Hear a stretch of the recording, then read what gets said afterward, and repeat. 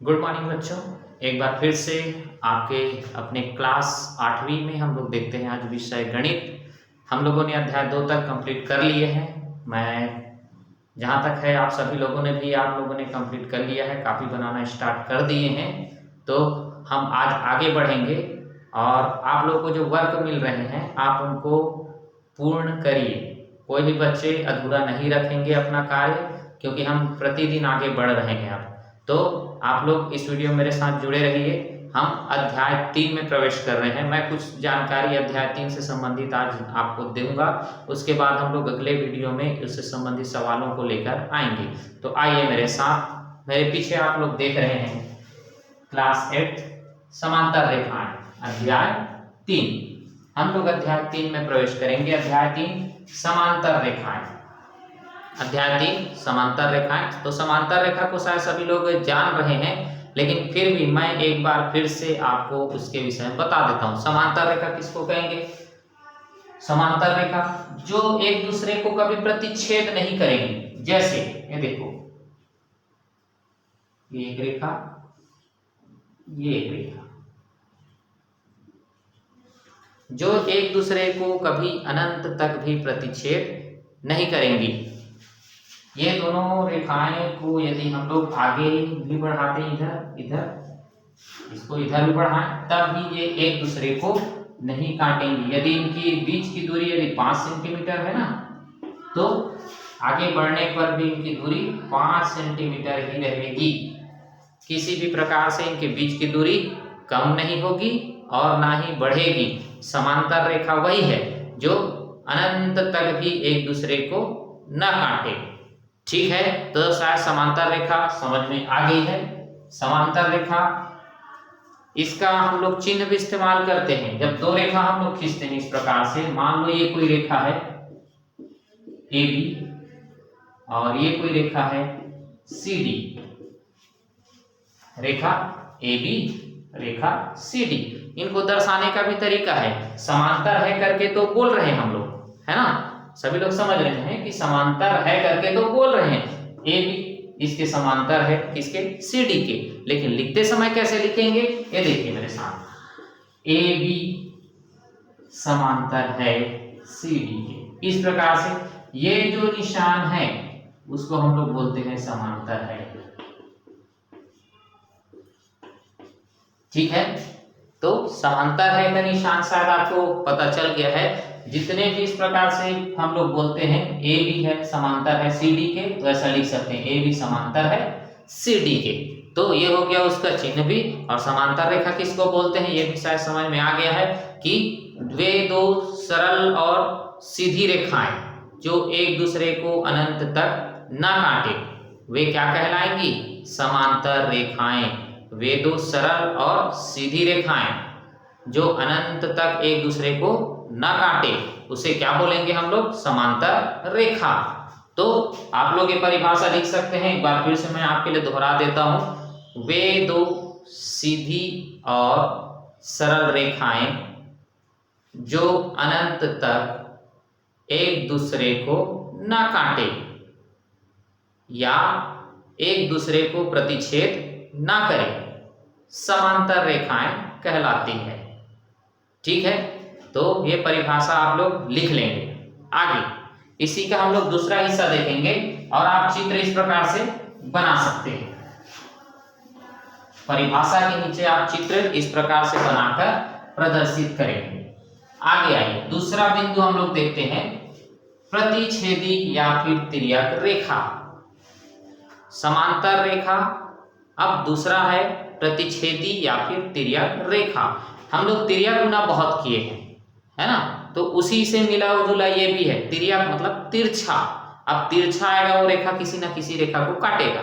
आइए हम लोग देखते हैं। ये कोई रेखाखंड ए बी हो गया, अब ये देखिए ए सी डी हो गया। तो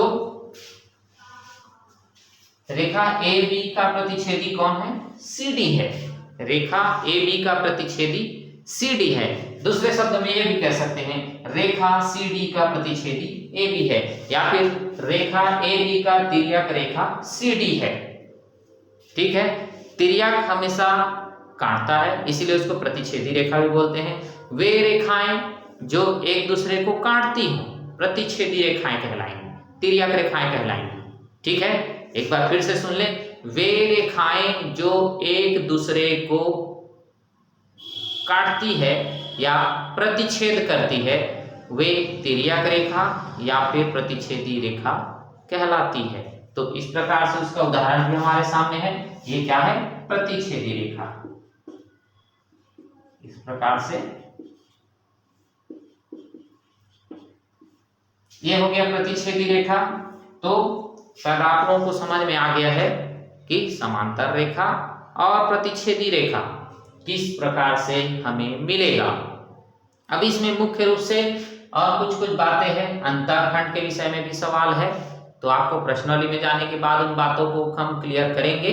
अब मैं एक चीज और आपको बता देता हूं, इस अध्याय में आपको अपना पूरा कंप्लीट कंपास बॉक्स कंप्लीट करना पड़ेगा। आप जब इस प्रश्नावली को, इस अध्याय को हल करेंगे तब आपको अपना कंपास बॉक्स रेडी रखना पड़ेगा। उसमें डिवाइडर होना अनिवार्य है, डिवाइडर, स्केल, ठीक है, तीसरा पेंसिल भी होना चाहिए उसमें।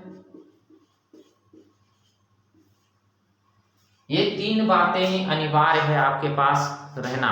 इस अध्याय को हम लोग हल करेंगे तो ये 3 चीजें आपका इस्तेमाल होगा, डिवाइडर इस्तेमाल होगा, पेंसिल, रबर इस्तेमाल, स्केल इस्तेमाल होगा। ठीक है, इतनी चीजों को आप लोग अपने कंपास बॉक्स को मिलाकर कंप्लीट करके रखेंगे ताकि हम लोग इस अध्याय में प्रश्नावली में जा सकें।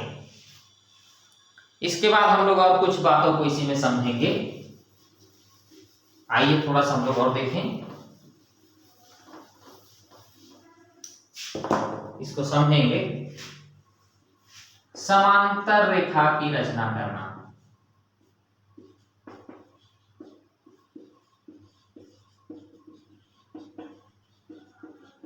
समांतर रेखा की रचना करना, समांतर रेखा की रचना कैसे करेंगे, उसके लिए आप लोगों का कंपास बॉक्स अब इस्तेमाल होगा। कोई एक रेखा खींच लिए, दिख रहा है सबको, कोई एक रेखा हमने ए बी खींच लिया, इसकी लंबाई कोई आवश्यकता नहीं है ना।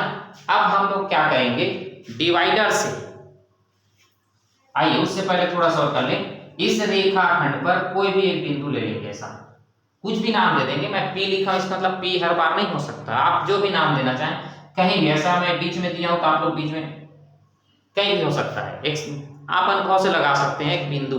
अब डिवाइडर को थोड़ा सा अपने हिसाब से फैला लीजिए, थोड़ा सा, नापने की आवश्यकता नहीं है, डिवाइडर को फैला लीजिए और नुकीला हिस्सा को पी में रखिए और पेंसिल वाला हिस्सा को यहां रख करके पी पर रख के, नुकीला हिस्सा पी पर रखेंगे और इस प्रकार से घुमा देंगे। ठीक है, डिवाइडर को अपने हिसाब से छोटा सा फैलाएंगे, फैला करके पी पर रख के एक आधा चाप काटेंगे, अर्धवृत्त बनाएंगे। ठीक है, अब यहाँ में 2 ठोर बिंदु मिला है, देख लीजिए 2 ठोर बिंदु मिला है। अब डिवाइडर को अच्छे से फैला लें। ठीक है, अपने पास जो प्रकार है डिवाइडर है उसको थोड़ा अच्छे से फैला लेंगे। फैलाने के बाद यहां रख करके नुकीला हिस्सा यहां रखेंगे, ऊपर की ओर काट देंगे और उसी डिवाइडर को, उसी फैले हुए स्थान को यहां रख करके इधर से काट देंगे। इस प्रकार से ऊपर कटान मिल जाएगा हमें। ठीक है, इस प्रकार से ऊपर की ओर हमें कटान मिलेगा।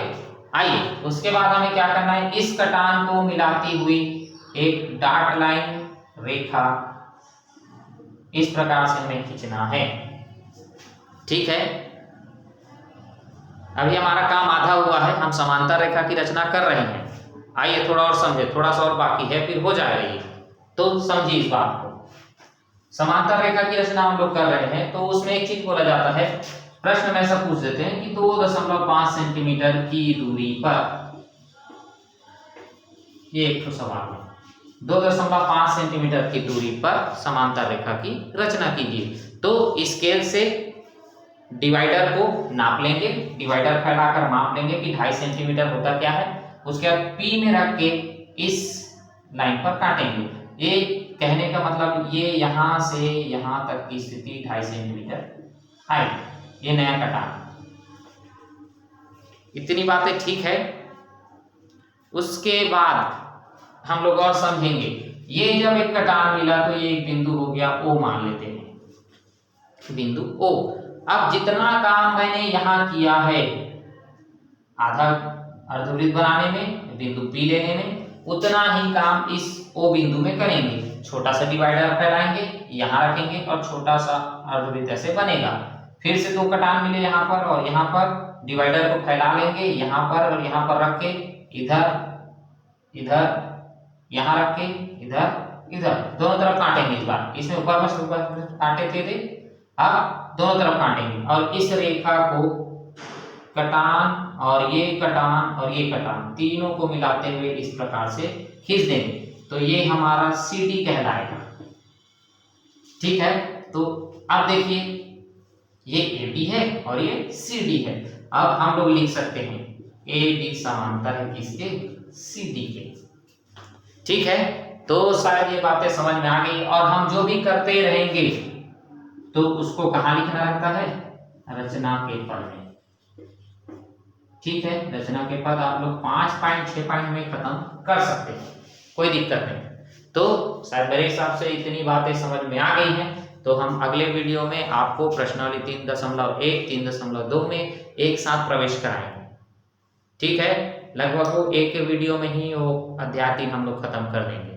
तो तब तक आप इनको नोट करिए। और आपके पुस्तक में अध्याय के अंत में ऐसा लिखा रहता है, हमने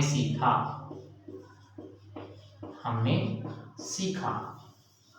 उसको आप लोग अपनी कॉपी पे नोट करेंगे। अध्याय लिखने के बाद, अध्याय नोट करने के बाद आप लोग हमने सीखा, समांतर रेखा, उसकी परिभाषा, उसका चित्र, प्रतिच्छेदी रेखा, परिभाषा, उसका चित्र, उसके बाद हम लोग प्रश्नावली 3.1 की ओर प्रवेश करेंगे। तो ये मैंने एक समझाने के लिए आपको बता दिया है। आगे प्रश्नावली में आने के बाद एक और आपको ऐसा सवाल मैं बता दूंगा, तो उसके लिए आप लोगों को चिंता करने की आवश्यकता नहीं है। ठीक है, अब तब तक अध्याय 3 की आप लोग तैयारी शुरू कर दीजिए। कंपास बॉक्स आपकी अधूरी है, कंप्लीट कर लीजिए। कापियां नहीं खरीदे हैं, खरीद लीजिए। बहुत जल्दी आपकी कापियां, गणित कापियां चेक होंगी। अध्याय 3 पूरा होते ही आपको कॉपी चेक करने के लिए विद्यालय बुलाया जाएगा। ठीक है, आप अपने आप को तैयार कर लीजिए। Okay, thank you.